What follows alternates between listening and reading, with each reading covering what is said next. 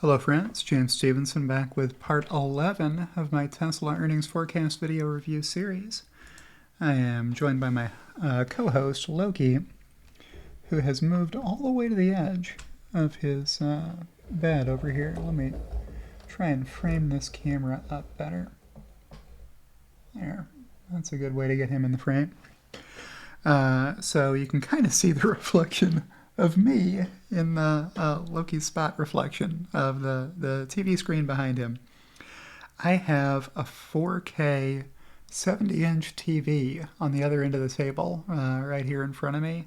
So I discovered the best way to get the white balance on Loki right was to put a black backdrop behind him, which is what this Loki's spot is all about. But let me share my desktop with you and show you the next chart from my forecast thread. Now this chart does not live in my detailed forecast model. I made it on flourish.studio, which is a website that offers you templates you can use to make really stunning visualizations like this one, and also animated charts. That's where I make my animated charts, is on Flourish. So a very popular chart here I've been putting out for years now. And the story has been the same every year that I've updated this chart. It always looks like this. When I first started making it, you could see the bars for 2009, 2010, and 2011. As Tesla has ramped up the revenue every year to larger and larger numbers, those amounts have gotten so small that the flourish.studio visualization doesn't even show a bar for them. 73 million, 116 million, 204 million, those numbers are too small to get a bar. And then by the end of 2023, maybe this bar from 2012 will go away because 413 million won't be big enough to appear on this chart. But I mean, it's kind of telling you the whole story right there. Every quarter's revenue for Tesla visualized. They've been growing quite a lot. So some people will tell you Tesla hasn't been achieving 50% growth per year. And that is not the case. If you look at the revenue here, what's $31 billion times 1.5? 46 billion. Tesla went way past that with 53. If you took that 46 billion, you multiplied it by 1.5 again, what would you get? 69 billion. Tesla blew that away with 81 billion here in 2022. So the growth story continues at Tesla. That's what this chart's good for.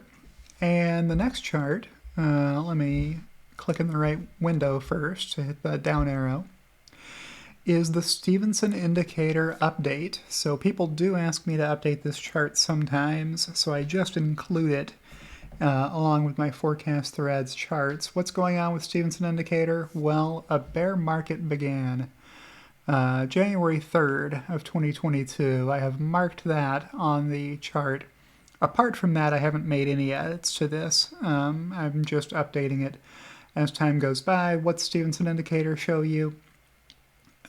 It shows you white vertical lines representing the difference between the actual closing stock price and Stephenson Indicator. What's Stephenson Indicator? It's just the $24.08 closing price for Tesla back on March 18th of 2020, plus $1.69 every 3 trading days since, or 56 1/3 cents per trading day.